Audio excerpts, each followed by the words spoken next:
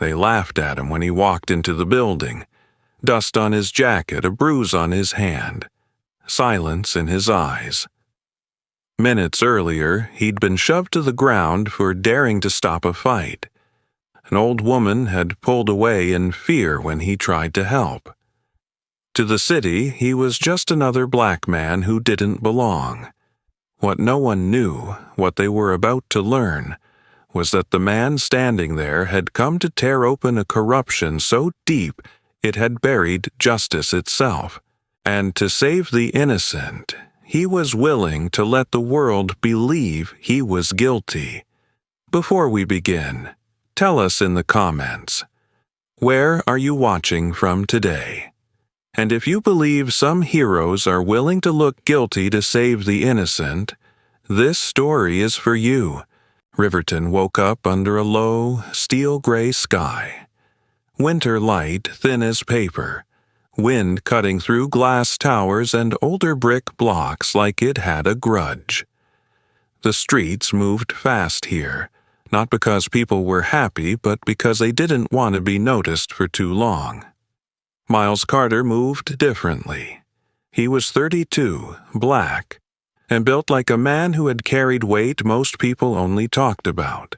Tall, well over 6 feet with shoulders that filled his coat like a doorway, he walked with long, purposeful strides that made it clear he wasn't wandering.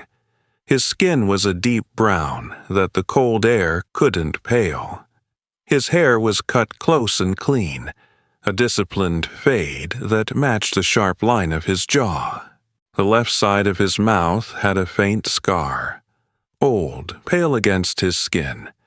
Earned years ago during a training accident he never bothered to explain because it didn't change the fact that he'd finished the drill anyway. Miles wasn't loud. He didn't need to be. His eyes were the kind that held steady under pressure, dark, calm, and watchful, like he was always taking inventory of exits, faces, and threats without ever making a show of it. People often mistook that calm for softness. It was the opposite. His calm came from practice, from learning, early and often, that anger was a luxury he couldn't always afford. Today was his first day as chief of police in Riverton. A controversial appointment, they'd said, a bold move, a political gamble. The city council had fought in closed rooms, and the headlines had shouted in public ones. Miles had read every word without flinching, because he'd learned something in life. If you let strangers write your identity, they'll always choose the version that scares them. He had a black SUV assigned to him, a driver if he wanted one, a ceremonial arrival planned by a deputy who loved optics. Miles declined it all. He chose to walk, not because he didn't understand the risk, but because he did. He wanted his first view of Riverton to be real, breath visible in the air, traffic snarling at the lights, the smell of coffee and exhaust, the way people's faces changed when they saw him coming. He wanted to know the city before the city got used to him.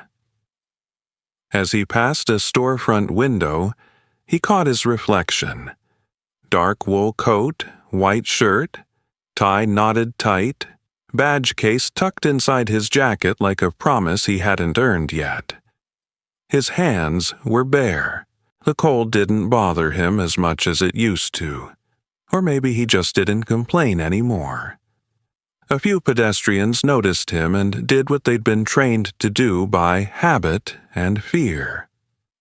A woman in a long beige coat shifted her purse higher and stepped closer to the building. A man with earbuds crossed the street without looking. 2 teenagers laughed too loudly for no reason, then quieted when Miles glanced their way, not threatening, just present. Miles nodded anyway. "Morning," he said to a delivery guy hauling boxes into a diner. The delivery guy hesitated, then nodded back, confused by the politeness. Miles kept moving. At the crosswalk by Halston Park, he saw her. Eleanor Whitfield stood on the curb like the wind might knock her over if it tried hard enough. She was white, late 70s or early 80s, with silver hair pinned into a tight, careful bun beneath a knitted hat. Her face had deep lines from a life that had not been gentle, and her mouth sat in a permanent shape of disapproval, as if smiling had once cost her something and she'd decided never to pay that price again. She gripped a cane with one hand and a worn leather purse with the other. Her hands trembled in a way that suggested more than age, something like fear living too close to the skin. Eleanor's eyes flicked between passing cars like she was calculating whether she could outrun metal. She couldn't. Miles slowed, keeping his body language open, giving her space. He'd learned that proximity could feel like pressure to someone who was already bracing. "Ma'am," he said gently, voice low so it wouldn't startle her, "let me help you cross."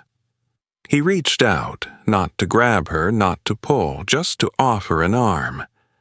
Eleanor jerked back as if the air between them had burned her.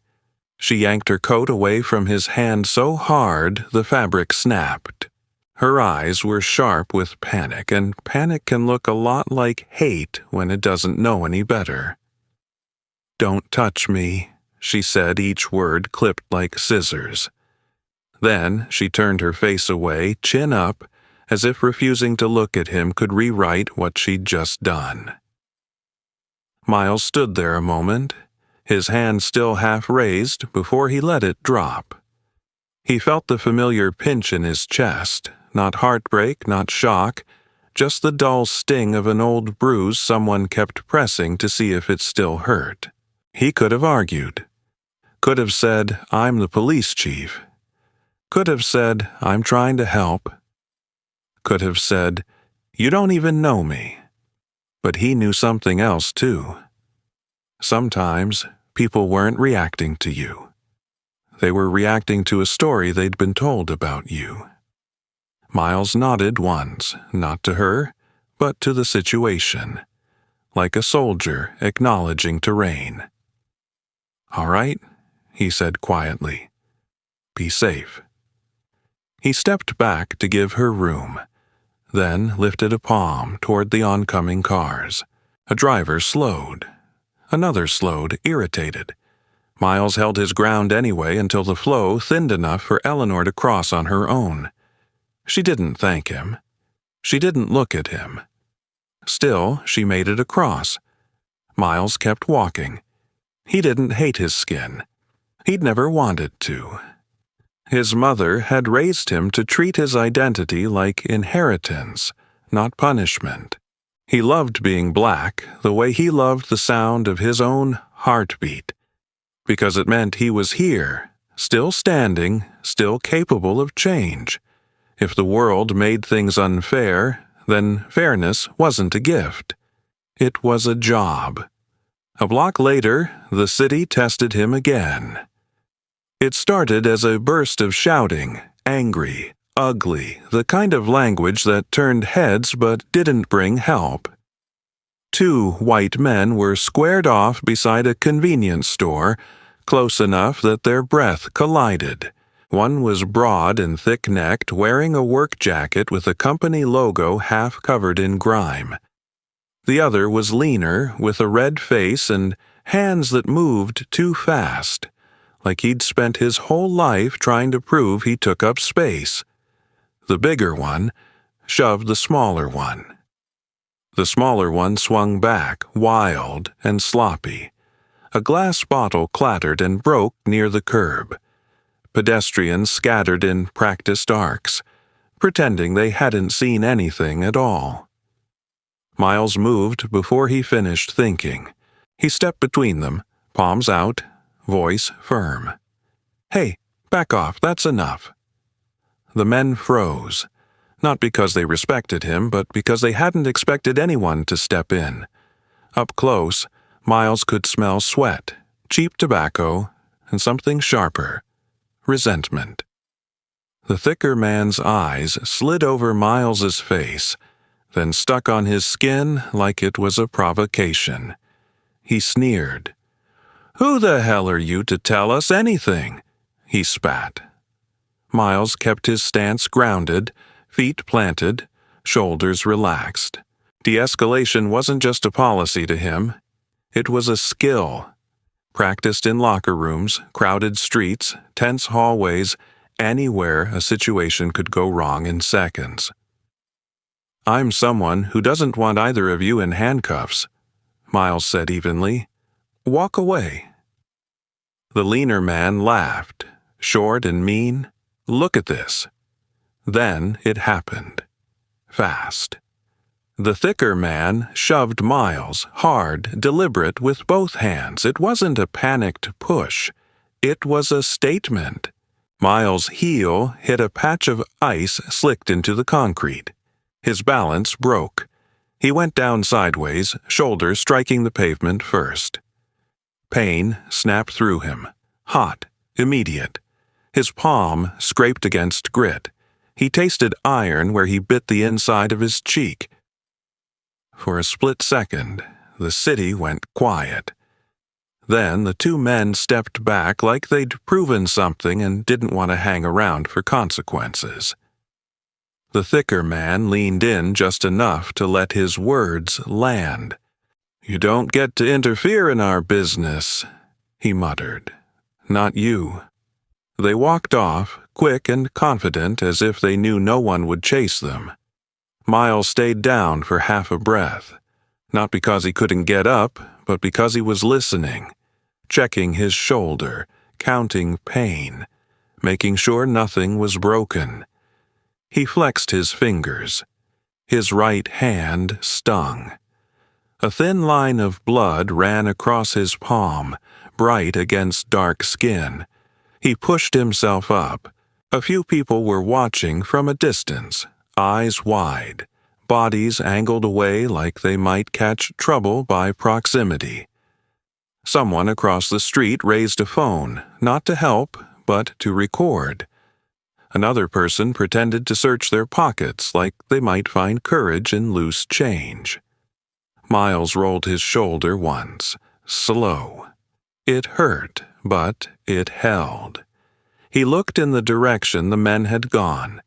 He didn't chase, not yet. He didn't need to. Above them, mounted to a traffic pole, a street camera blinked a small red light, steady as a heartbeat. The city recorded everything. It just didn't always tell the truth about what it saw. Miles adjusted his tie, straightened his coat, and wiped the blood from his palm with a handkerchief he'd folded neatly in his pocket. The gesture wasn't vanity. It was discipline. He walked on. Every step toward the police headquarters felt heavier now, not from injury, but from meaning. He could already imagine the whispers inside the building, the smirks, the testing. He could already hear the unspoken question.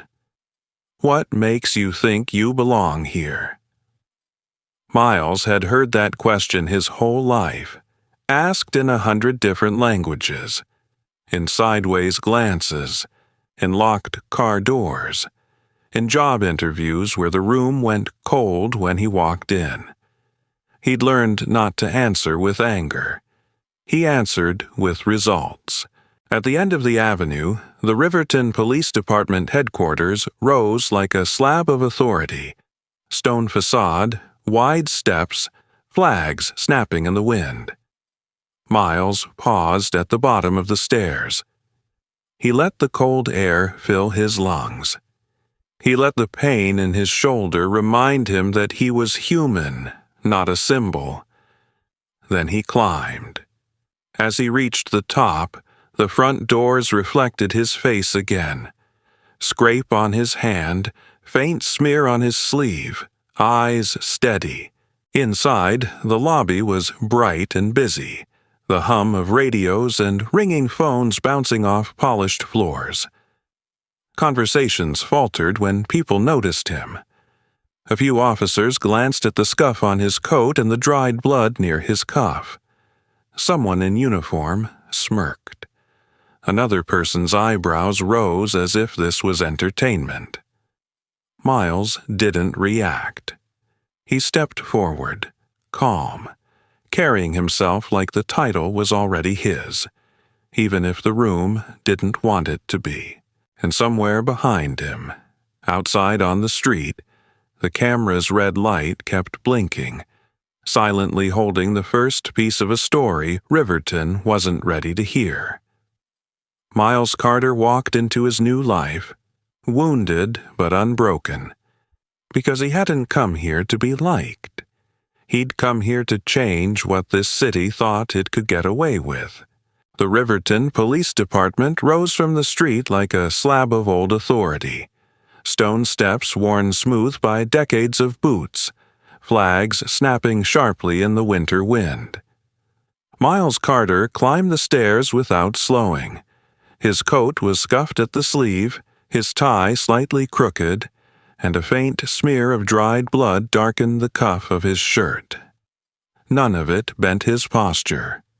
His back was straight, his chin level, his expression unreadable. The lobby greeted him with noise that died too quickly. Phones rang, radios crackled. Then, one by one, voices fell silent. Conversations cut off mid-sentence, eyes turned. Some lingered on the scrape across his palm.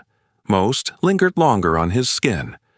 A short laugh slipped out somewhere near the dispatch desk, sharp, amused, testing. Another followed, quieter but no less deliberate. It wasn't open hostility. It was worse. It was dismissal. Miles walked forward anyway, his shoes echoing against the polished floor. From a cluster of desks near the center of the room, a man stood. Sergeant Blake Harlan was white, mid-40s, thick-necked with a square jaw that looked carved from stubbornness. His uniform was immaculate, creases sharp, boots polished enough to reflect the overhead lights. His hair was cut regulation short, graying slightly at the temples, and his eyes were the color of steel left out in the rain. Cold, watchful, practiced at measuring threats. Blake had spent his career rising just far enough to enjoy authority without ever having to explain it. He offered Miles a tight smile that never reached his eyes. "Can I help you?" Harlan asked, stressing each word like it might double as a warning. Miles stopped at the counter. He set his leather briefcase down gently, the sound small but deliberate.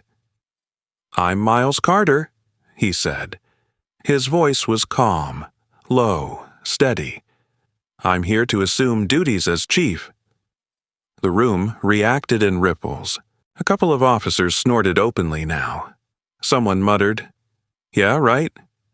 Another leaned back in his chair, arms crossed, enjoying the show. Harlan's smile widened by a fraction. "Sure you are." Miles didn't respond. He didn't argue. He didn't raise his voice or demand respect. Instead, he unlocked the briefcase, removed a single folder, and placed it on the counter between them. Inside was a formal appointment letter bearing the city seal, the mayor's signature bold at the bottom, and the unmistakable authority of something that had already been decided. He slid it forward. The laughter died instantly. It was as if someone had reached into the room and flipped a switch. The air went thick, heavy, uncomfortable. Harlan's eyes flicked down, scanning the document. For the briefest moment, something like panic flashed across his face, quickly buried beneath years of practiced control. "Yes, Chief," Harlan said at last. The words fell hard, without warmth, but they landed. Miles nodded once. No victory, no satisfaction, just acknowledgement. The first meeting took place in a windowless conference room that smelled faintly of stale coffee and old paper. A long table dominated the space, scarred by years of elbows and arguments. Faces lined the chairs, some curious, some openly resistant, some carefully blank. Miles took the head of the table. He didn't give a speech. He didn't introduce himself beyond his name. He didn't talk about unity or change or vision. Instead, he opened a folder and looked around the room. "Show me what you've been ignoring," he said. The question hung there, quiet and dangerous. Most people looked down. A few shifted in their seats. Papers rustled, not because anyone was reaching for them, but because they wanted to look busy. From the far end of the table, a young woman hesitated. Officer Sofia Reyes was in her late 20s, Latina, slim with sharp, observant eyes that missed very little. Her dark hair was pulled back into a low ponytail that spoke more of practicality than regulation, and her uniform looked worn in the way of someone who worked too many overtime shifts without complaint. Sophia had joined the force believing the badge meant something. Years of watching cases vanish into drawers had carved that belief down to something harder and quieter. Persistence. She cleared her throat. "There's something," she said, her voice careful. She slid a thin, dusty file onto the table. An anonymous letter from last year. It got flagged once. Then it disappeared. Miles reached for it. The paper inside was creased, smudged, the handwriting uneven as if written in haste or fear. "They hit us if we refuse overtime. They keep our pay. We sleep in cold storage. Please, someone help." No signature. At the bottom corner, Miles noticed a dark stain, oil maybe, and a thread caught in the fold. Industrial fabric. He closed the folder slowly. "What company?" he asked. Sophia swallowed. "Northgate Materials." A murmur moved around the table. Not surprise, recognition. "That's a labor issue," someone said from the side. "Not our problem." Miles lifted his eyes. They settled on the speaker. Not accusatory, not angry, just focused. "When people are being harmed," he said quietly, "it becomes our problem." Silence followed, heavier this time. The meeting ended shortly after. No votes were taken, no arguments won, but something fundamental had shifted. Miles felt it in the way chairs scraped back more cautiously, in the way conversations waited until he left the room before restarting. Outside the conference room, the department resumed its rhythm, but the undercurrent had changed. Eyes tracked him more carefully now. Not amused. Measuring. In a side hallway near records, Sophia caught up to him. "Chief," she said, "you should know, Northgate has friends, city friends." Miles stopped. He looked at her fully now, studying the set of her shoulders, the tension in her hands. "Why didn't you push this earlier?" he asked. Sophia exhaled slowly. "I did. Once. The officer who backed me got transferred. I learned." Miles nodded. "And you're still here?" She met his gaze. "So are you." Later that afternoon, Miles sat alone in his new office. The furniture was heavy, dark wood, chosen to intimidate more than comfort. A previous chief's nameplate still sat in a drawer, forgotten but not erased. From his window, he could see the street below, the same stretch of sidewalk where people hurried past without looking up. His shoulder throbbed dully now that the adrenaline had faded. He rolled it once, testing. It would bruise. Nothing worse. There was a knock at the door. A civilian woman stepped in, mid-30s, pale-skinned with tired eyes and a posture that suggested she'd learned to take up as little space as possible. Lydia Park, administrative staff, efficient to the point of invisibility. She handed him a stack of folders. "Pending cases," she said. "Most overdue." Miles thanked her. She paused, then added quietly, "No one's reopened Northgate before." "Why?" he asked. She hesitated. "Because people who try don't stay." After she left, Miles leaned back in his chair.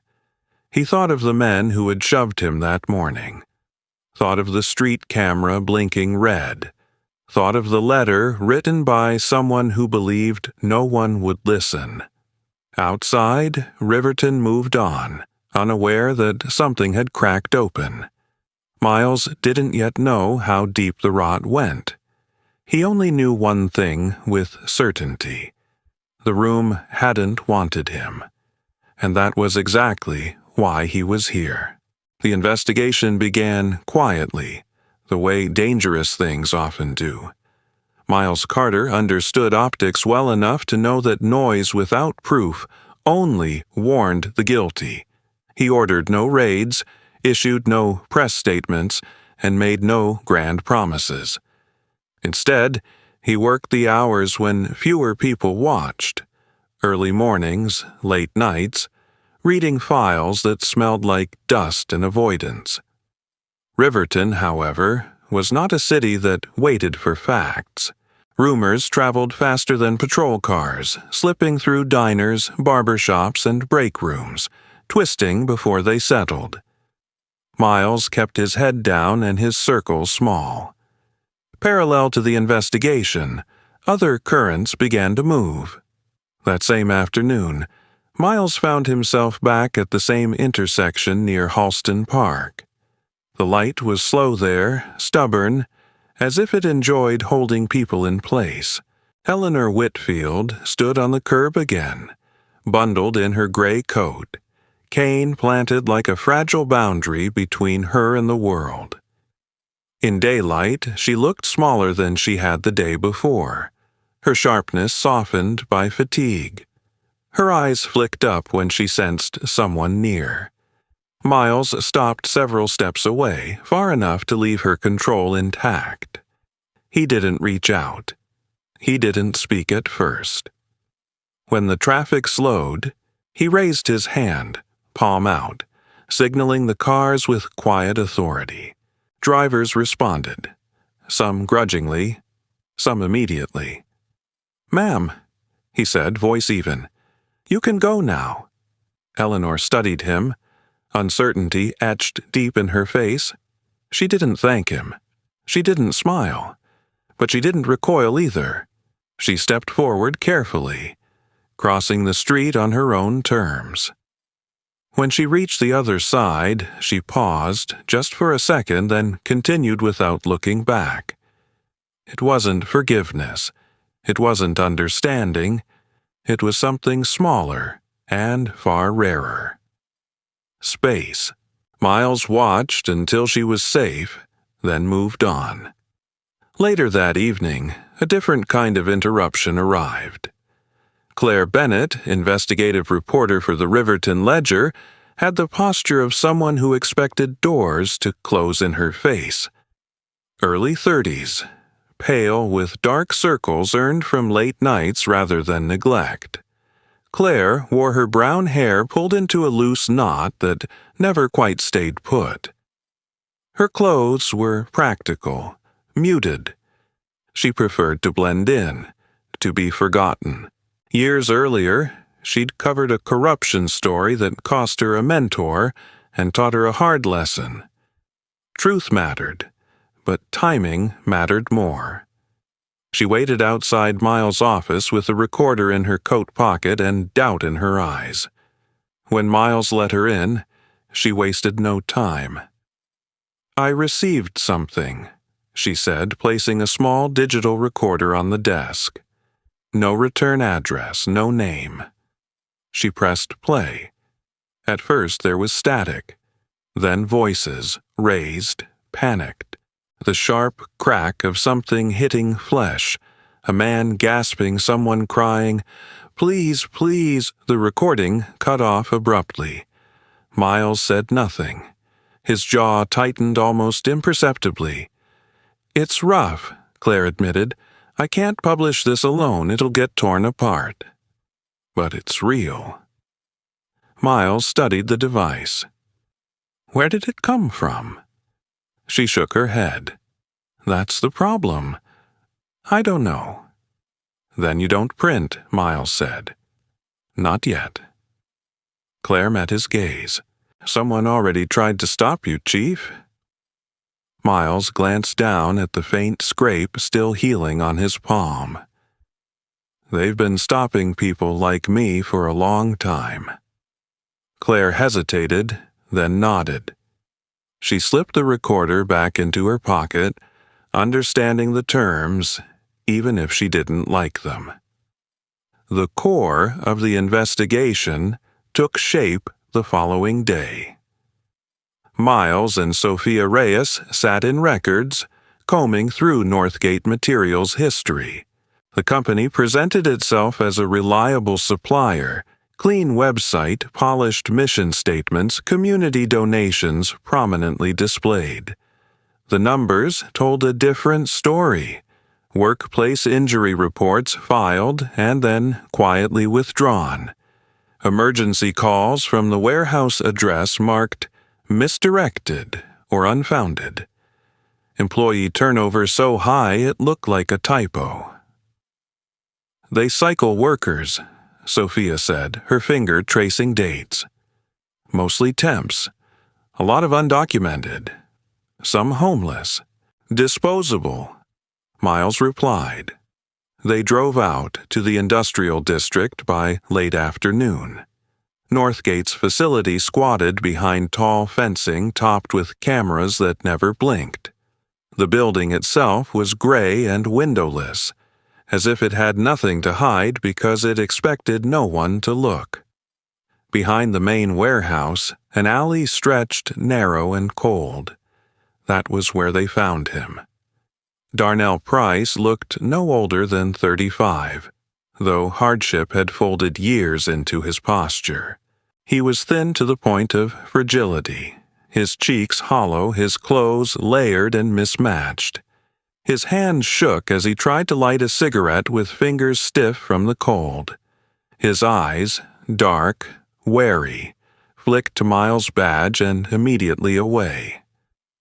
"Cops don't help people like us," Darnell muttered, backing toward the wall. Miles removed his coat slowly and draped it over Darnell's shoulders. He didn't ask permission. He didn't insist. He simply offered warmth. "I'm not here to make promises," Miles said. "I'm here to listen." Darnell stared at the coat, then at Miles. Something cracked. He reached into his pocket and pulled out an old phone, the screen spiderwebbed with cracks. He pressed play. The video was shaky, shot from behind stacked pallets. A man in a company jacket, broad, confident, screamed at workers lined up like furniture. He struck one of them hard in the stomach. The man folded. The supervisor dragged him across the concrete while others stared at the floor. The camera shifted for a second. Miles saw the face clearly. The world narrowed. It was one of the two men who had shoved him to the pavement on his first morning in Riverton. Trent Maddox. Maddox was built like a loading dock. Thick arms, heavy shoulders, neck flushed red even at rest. His hair was always slicked back, his smile practiced and empty. He was the kind of man who enjoyed power because it made him feel invisible to consequence. Miles exhaled slowly. "How long has this been happening?" he asked. Darnell shrugged, eyes wet. "As long as anyone remembers." Miles nodded once. He handed the phone back gently. Outside, the wind picked up, rattling the fence. The cameras above continued their silent watch. The letter hadn't stayed buried. The footage arrived just after midnight. Miles Carter stood alone in the dim operations room as the screen flickered to life. The image was clean. Too clean to deny. Streetlight glare cut across the sidewalk, freezing the moment into harsh clarity. There he was, unmistakable even from a distance. Tall, broad, stepping between two men with his palms raised. And there they were, Trent Maddox and Kyle Mercer, faces sharp, movements deliberate, shoving him hard enough to send his body skidding across concrete. The camera followed them as they walked away, confident, unhurried. Then the frame caught the car. Sophia Reyes leaned forward, her breath catching. The glow from the screen reflected in her dark eyes, usually controlled, now clouded with disbelief. "They attacked you," she said quietly. "And they're part of that company." Kyle Mercer appeared next on the freeze frame. Unlike Maddox's heavy, aggressive build, Mercer was leaner, wiry, his movements restless even on video. Early 40s, sharp nose, eyes always darting as if he expected consequences, but never truly believed they applied to him. He wore his anger differently, less explosive, more calculated, the kind of man who followed orders not out of loyalty, but because they paid. Miles nodded once. "Not just part," he said. "They're the leash." He rewound the footage and paused on the license plate as the car pulled away. Sophia typed quickly, fingers steady despite the tension climbing her spine. The registration popped up on her screen seconds later. Northgate Materials. The silence that followed was heavy, not with shock, but with confirmation. From that moment on, Miles moved with two parallel intentions, one visible, one not. Publicly, the investigation remained narrow, procedural, quiet. He ordered routine checks, paperwork reviews, compliance audits, nothing that would trigger alarms too early. Privately, he began building something else entirely, a protective net around anyone who had spoken or might speak. Within the department, resistance hardened. Sergeant Blake Harlan was careful now. Too careful. He volunteered for tasks he hadn't before, hovered near briefings, offered suggestions that sounded helpful but led nowhere. Blake was a man who smiled when cornered, who believed that proximity to power could be mistaken for loyalty. His eyes followed Miles often, measuring, weighing. "We're stretched thin," Blake said one afternoon, leaning against the doorway of Miles' office. "Northgate's outside our usual scope. Might be better to let labor handle it." Miles didn't look up from the file he was reading. Labor doesn't arrest people who beat workers. Blake's jaw tightened. "Just saying, we've got priorities." Miles finally met his gaze. "So do I." Blake nodded stiffly and left, the click of his boots louder than necessary. Across town, Claire Bennett sat hunched over her desk at the Riverton Ledger, fluorescent lights buzzing overhead. Her office smelled faintly of burnt coffee and old paper. She had spread out documents across her desk. Northgate's community contribution records. On the surface, they looked generous. Scholarships, city cleanups, public safety funds. But Claire noticed patterns. Money routed through shell nonprofits. Donations timed suspiciously close to inspections that never happened. She leaned back, rubbing her temples. Claire wasn't flashy, but she was relentless. Years ago, a source she trusted had disappeared after she published too soon. Since then, she'd learned to wait, to stack proof until it could stand on its own. Her phone buzzed. Unknown number. She answered anyway. "I don't have much time," a man whispered. "But you're looking in the wrong place. Follow the retirement accounts." The line went dead. Claire stared at the phone, heart pounding, then reached for her notebook. That night, fear arrived at Darnell Price's door. The room he rented was barely more than a box. Peeling paint. One narrow window that rattled when trucks passed. Darnell sat on the edge of his mattress, shoulders hunched, staring at a folded piece of paper he'd found shoved beneath the door. "Stay quiet if you want to stay visible." His hands shook. He hadn't cried in years, not since learning that tears didn't buy mercy. But now his throat burned, and his chest felt too tight for breath. He called the only number he trusted. Miles didn't bring a patrol car. He parked 2 blocks away and walked the rest. Coat collar pulled up against the cold. The hallway smelled of damp carpet and old smoke.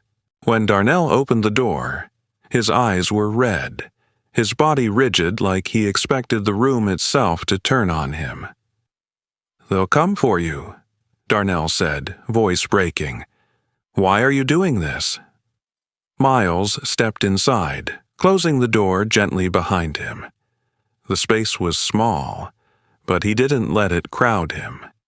He placed his hands loosely at his sides, unarmed, unthreatening.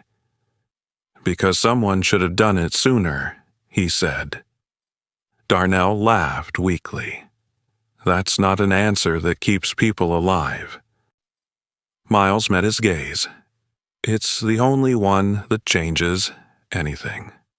They talked quietly, about the men who watched the gates, about the supervisors who kept lists, about workers who vanished between shifts. Miles listened more than he spoke, memorizing details, rhythms, names. When he left, he made no promises, only arrangements. Temporary relocation, anonymous check-ins. Just enough to keep Darnell breathing without drawing attention. Outside, as Miles walked back toward his car, he felt it before he saw it. A vehicle idling too long. Headlights dimmed. Engine humming low. A black sedan rolled forward slowly, matching his pace for half a block before turning away. Miles didn't stop walking. He didn't look back, because he understood the message perfectly. Somewhere in Riverton, men who believed themselves untouchable were beginning to realize that the new police chief didn't scare easily. And worse, he didn't scare alone. And on a quiet street, under a camera that never blinked, the city took another step toward a reckoning it had delayed for years. The courthouse on Grant Avenue had never felt so small. Rain clung to the stone facade like a second skin, turning the steps slick and reflective as crowds gathered beneath umbrellas and raised collars. Riverton's courthouse was old, columns scarred by decades of weather and whispered deals. Yet that morning it hummed with a nervous energy usually reserved for trials people expected to forget. Reporters lined the barricades. Workers in borrowed coats stood shoulder to shoulder with activists, clerks, and the quietly curious. Inside, the air was colder than the rain. Miles Carter entered without ceremony. He wore a dark suit, plain and precise, his badge tucked out of sight. His shoulders were squared not in defiance, but readiness. He didn't look for cameras. He looked for faces. Darnell Price among them, thinner than before but upright, eyes fixed forward as if courage were a posture he had to hold. Sophia Reyes sat 2 rows behind, spine straight, hands folded, jaw set.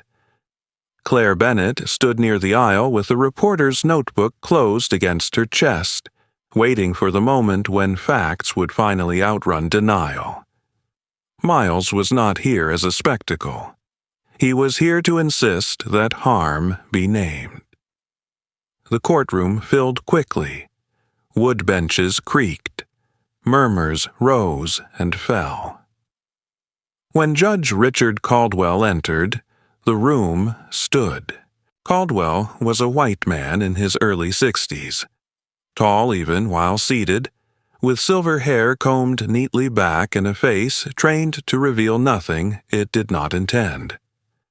He wore his robe like a shield, his mouth often curved into a thin smile that suggested patience while practicing dismissal. Years earlier, a controversial ruling, one that favored a corporation over a group of injured workers, had hardened him against accusations of softness. Since then, he had been careful, or so he believed. At the prosecution's table stood Daniel Whitaker, sharp-featured and polished, a white man in his 40s whose suits fit like they had been tailored for television. Whitaker's confidence came from repetition. He had won often by narrowing narratives until the truth no longer fit inside them. He believed complexity was a weakness. He smiled as Miles took his place, the expression practiced and faintly amused. "This court is now in session," Caldwell said, gavel striking once. Whitaker rose first. "Your Honor," he began, voice smooth. "What we have here is a labor dispute being inflated into something it's not. Chief Carter has turned a minor issue of overtime disagreements into a social crusade." A ripple moved through the benches. Whitaker gestured lightly toward Miles. "This court's time is valuable. We should not waste it on theatrics." Caldwell leaned back, hands folded. His eyes slid to Miles. "Chief Carter," he said, tone almost indulgent, "are we truly here over overtime complaints?" Miles stood. He did not raise his voice. He did not smile.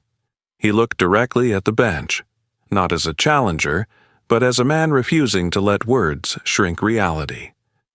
"Your Honor," he said, "when someone is beaten for refusing unpaid labor, it's not overtime. It's violence." Silence fell, immediate and complete. Whitaker recovered quickly.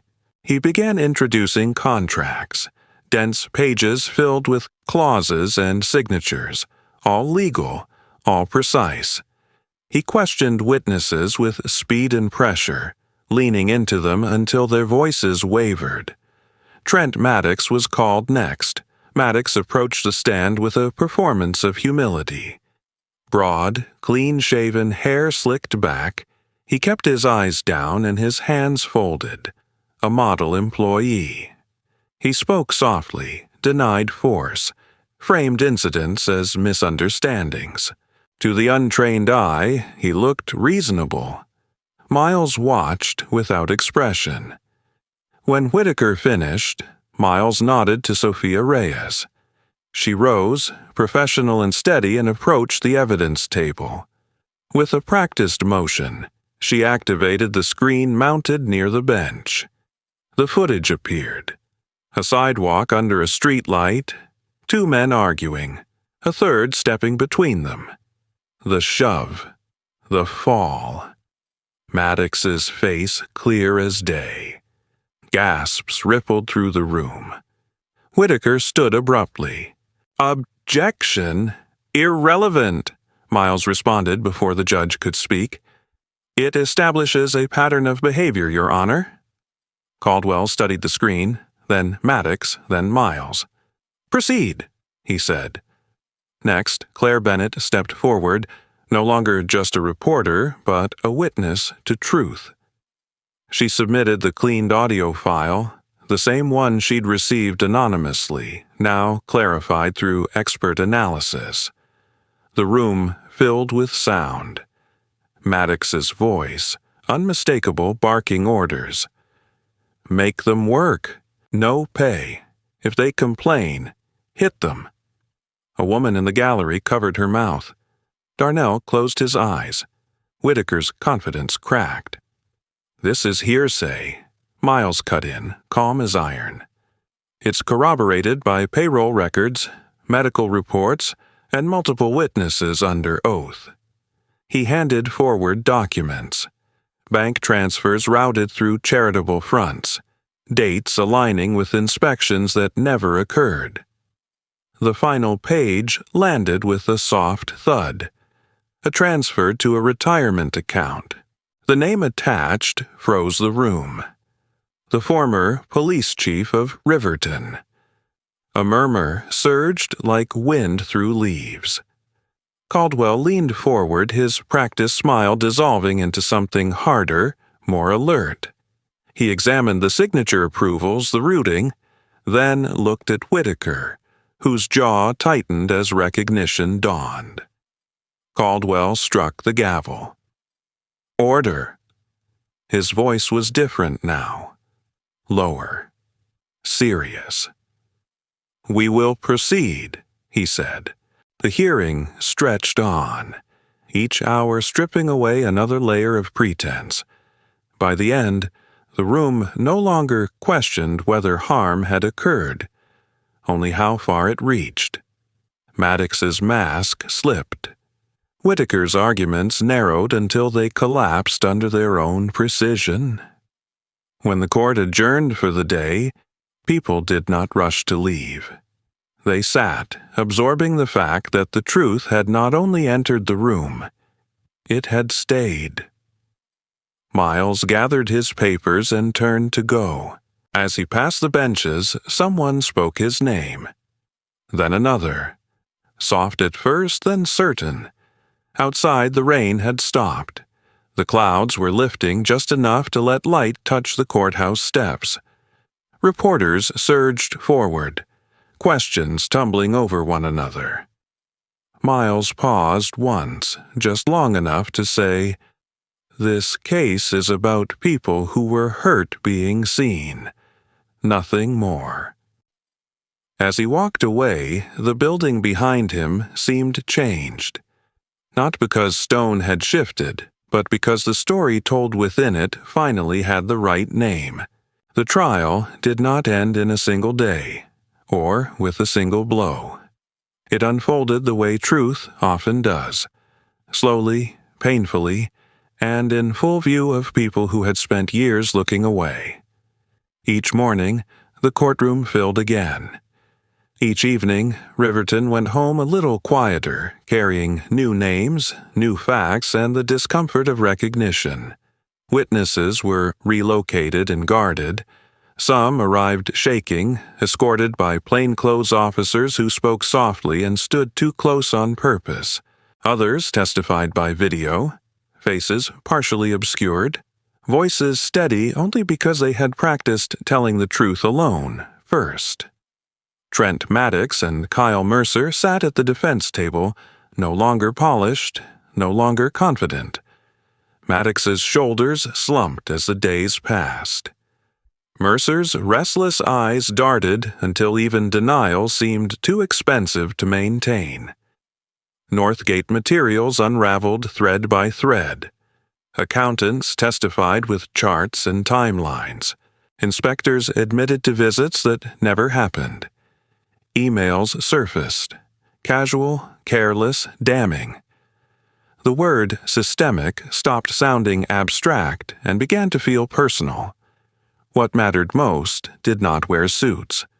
The workers, men and women whose names had never appeared in headlines, were brought forward. Some spoke through translators. Some spoke halting English learned on factory floors. They described hunger, cold, fists, threats, and silence. And then they described wages returned, rooms with heat, medical care without fear, and the strange feeling of being asked what they needed instead of told what they deserved. Darnell Price stood when his name was called. He had gained a little weight, his face less hollow than before, though his hand still trembled when he adjusted the microphone. He wore a borrowed jacket that fit him imperfectly, the sleeves a touch too long. He looked at the judge, then at the gallery, then finally at Miles Carter. "Chief Carter didn't save us," Darnell said, voice thin but unbroken. "He just finally saw us." The words landed without flourish. They did not need it. Judge Richard Caldwell read the verdict days later with no trace of the old smile. His voice was measured, deliberate, as sentences were handed down and referrals for further prosecution announced. The former police chief's name echoed through the chamber like a confession, long delayed. Caldwell did not look at Miles when he finished. He stared at the bench, as if the wood itself demanded accountability. When the gavel struck, it did not sound like triumph. It sounded like closure that had been owed for a very long time. Outside the courthouse, the crowd did not rush. People stood in clusters, some clapping, some crying quietly, some simply breathing as if they'd been holding their breath for years. Claire Bennett lowered her camera without taking the shot she knew would sell best. She wrote instead, her pen moving with unusual care. Sophia Reyes leaned against a patrol car, arms crossed loosely, a smile touching her mouth that she did not try to hide. Miles stepped away from the steps alone. Days later, with the noise receding and the city settling into a new shape, Miles chose to walk again. It was late afternoon when he reached the familiar intersection near Halston Park. The light was long and slow, sun low enough to turn glass warm and shadows generous. Traffic hummed, impatient but orderly. Eleanor Whitfield stood at the curb. She looked different now, not younger, not stronger, but lighter somehow. Her coat was the same gray, her cane the same worn wood, but her posture had softened. She watched the cars with the same caution, yet when she noticed Miles, she did not recoil. She stepped closer. "Chief," she said, her voice small and careful as if it had learned new rules. "I was wrong." Miles did not rush to respond. He had learned that apologies, when real, needed room to exist without being swallowed by reassurance. He nodded once, an acknowledgement rather than absolution. Eleanor swallowed and looked back at the street. Then she looked at him again. "Will you help me cross?" Miles extended his hand slowly, palm open, giving her time, real time, to choose. Eleanor placed her hand in his. Her grip was light, almost fragile, but it held. They stepped forward together. Cars stopped. One driver lifted a hand in thanks. Another waited without complaint. The light seemed to last just long enough. On the other side, Eleanor released his hand and straightened her coat. She did not say thank you. She did not need to. She walked on, steadier than before. Miles remained where he was for a moment, watching the city move around him. From down the block, Sophia raised 2 fingers in a casual salute before getting back into her car. Claire met Miles's eyes across the street and nodded once. Respect quiet but certain. Riverton had not become a different city overnight. Old habits lingered. Old fears took time to loosen. But something essential had shifted. People crossed streets differently now, not away from one another but toward something shared. Miles turned back toward the precinct, his steps unhurried. He knew happy endings were often misunderstood. They were not moments when everything became good. They were moments when the truth arrived in time to matter. And for the first time since he'd walked these streets, Riverton said his name without flinching. Every story leaves us with a choice. In daily life, we all cross invisible streets like Miles did. Sometimes we step back because of fear, habit, or what we were taught to believe. Sometimes we stay silent when someone else is being treated unfairly, telling ourselves it is not our problem. This story reminds us that change does not always begin with loud speeches or perfect courage. Often it begins with a single step forward, a willingness to see people as human, and the strength to do what is right even when it costs us comfort. You do not have to wear a badge to stand for justice. You only need the courage to care, to listen, and to act when the moment asks you to. If this story moved you, please share it with someone who needs hope today. Leave a comment below and tell us where you are watching from. If you believe that doing the right thing still matters, consider subscribing to the channel so we can continue sharing stories that inspire truth and compassion. May God bless you, protect your family, and give you the strength to choose kindness and justice in your everyday life. If you are praying with us, comment Amen below.